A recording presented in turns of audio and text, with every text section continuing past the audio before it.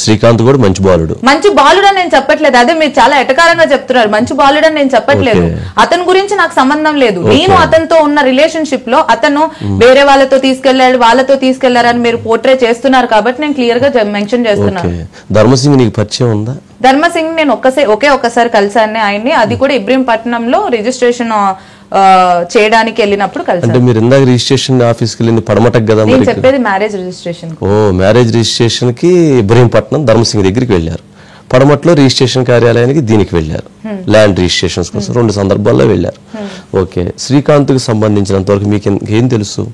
సరే, శ్రీకాంత్ మీరు చెప్పినట్టుగా నేను అన్నట్లుగా వెటకారంగా కాకపోయినా కొంచెం సరే, శ్రీకాంత్కి సంబంధించి ఇంకేం తెలుసు మీకు? ఎందుకనంటే రీతు, ఇక్కడ జరుగుతున్నటువంటి అంశం దాదాపు వేల కోట్ల రూపాయల ప్రభుత్వ భూమి, ప్రజల భూమిని దోచుకున్నారు. రిజిస్ట్రార్స్, ఒక ప్రభుత్వంలో ఉన్నటువంటి ఉన్నత స్థానంలో ఉన్నటువంటి అధికార యంత్రాంగం, అదేవిధంగా ఒక ల్యాండ్కు సంబంధించిన మాఫియా టీము కలిసి దోచుకున్నారు, ప్రభుత్వ అధికారులు అండతో. దీనికి సంబంధించి నీకేం తెలుసు? నువ్వేం చెప్తావు? ఎందుకంటే ఇది ఏ రోజు ఇది ఎట్లా పోతుందో ఎవరికి తెలియదు. అదే నేను ఏమంటున్నానంటే వంశీ గారు, నేను దాంట్లో ఎక్కడైనా ఇన్వాల్వ్ అయ్యి, నేను ఎప్పుడైనా వాళ్ళతో ఫోన్లు మాట్లాడి, నేను ఎప్పుడైనా వాళ్ళని కలిసింది, మీరు ఒకసారి వాళ్ళని కూడా అడగండి. ఈ రీతు అనే అమ్మాయి వాళ్ళని ఎప్పుడైనా కలిసిందా, లేకపోతే ఎప్పుడైనా వాళ్ళతో ఫోన్లు మాట్లాడిందా, ఎప్పుడైనా వాళ్ళ రిజిస్ట్రేషన్ ఆఫీస్కి నేను వెళ్ళానా, లేకపోతే వాళ్ళకి సంబంధించిన దాంట్లో నేను ఎక్కడైనా ఉన్నానా?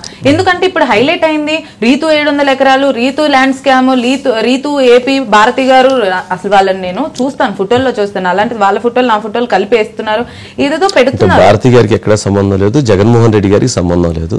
ఇందులో కేఎన్ఆర్ గారి పాత్ర వినపడుతుంది. కేఎన్ఆర్ కి సంబంధించినంత వరకు శ్రీకాంత్ ఎప్పుడైనా డిస్కస్ చేయటం కానీ, ఎప్పుడైనా మాట్లాడటం కానీ అట్లాంటిది ఏమైనా మీ ముందు జరిగిందా? నేను ఉండే 1 వీక్ లో, ఆ 1 వీక్ లో ఇతను ఏ ఫోన్లు మాట్లాడుతున్నాడు, ఇతను ఏంటి, నాకు తెలిసినంత వరకు ఈ సింగ్ తో అయితే ఎక్కువ ఫోన్లు మాట్లాడేవాడు. ధర్మసింగ్ తోనే వాళ్ళిద్దరు తండ్రి కొడుకుల దాంట్లో లాగా చాలా క్లోజ్డ్ గా అయితే ఉండేవాళ్ళు. ఎందుకనంటే నాకు తెలిసినంత వరకు ఎప్పుడు 24 hours వీళ్ళే ఫోన్లు మాట్లాడుకునే వాళ్ళు, కానీ నాకు మిగతా వాళ్ళ ఫోన్లు నాకు తెలియదు. మేబీ వాళ్ళు మాట్లాడుకునే వాళ్ళేమో. నేనున్న 1 వీక్ లో నేను చూసింది అయితే ఆ 1 వీక్ అక్కడ ఉన్నప్పుడు. ఓకే రీతు, నువ్వు దాదాపు 2 years ట్రావెల్ చేసావు శ్రీకాంత్ తోటి. 2 years ట్రావెల్ లో ఈ రోజు గొడవ అయితే మహా అంటే ఇంకో 3 months మాట్లాడుకోను. మళ్ళీ 3 months తర్వాత ఎవరో ఒకళ్ళు వచ్చి మళ్ళీ సెటిల్ చేసిన తర్వాత మళ్ళీ ఒక వారం కలిసి ఉంటాం. మళ్ళీ వారం తర్వాత మళ్ళీ ఇంకో గొడవ అయితే ఇంకో అలా. సో 3 months, ఈ 1.5 year లో మేము మహా అంటే కలిసి ఉన్నది 3 months అని చెప్పుకోవచ్చు అనుకుంటా. అండ్ 3 months ఉన్న దాన్ని ఒకవేళ నిజంగానే నేను నా రిలేషన్షిప్ ని పోర్ట్రే చేయదలుచుకోలే, లేకపోతే అతను నిజంగానే ఒక స్కామ్ చేసిన వాడు, లేకపోతే ఇలాంటి వాడు అని తెలిస్తే నా యూట్యూబ్ బ్లాగ్స్ చేయను, నేను ఇన్స్టాగ్రామ్ లో పోస్టులు పెట్టను, ఇవన్నీ చేయను. నేను కూడా దాచిపెట్టుకుని, అరే అందరూ వాళ్ళకి దాచిపెట్టుకుని ఉండేదాన్ని కదా. నాకు అతని గురించి ఏమైనా తెలిస్తే నేను ఇవన్నీ చేసేదాన్ని కాదు కదా. అసలు మీకేమి వాటికి సంబంధించినటువంటి నాకు అతని గురించి ఏమీ తెలియదు. ధర్మసింగ్ గురించి ఏమీ తెలియదు. ధర్మసింగ్ ఒక రిజిస్టర్ అని తెలుసు. ఆయన ఉండేది కూడా కూర్చొని ఉండి క్యాండీ క్రష్ గేమ్ ఆడుకుంటా కనిపించాడు నాకు.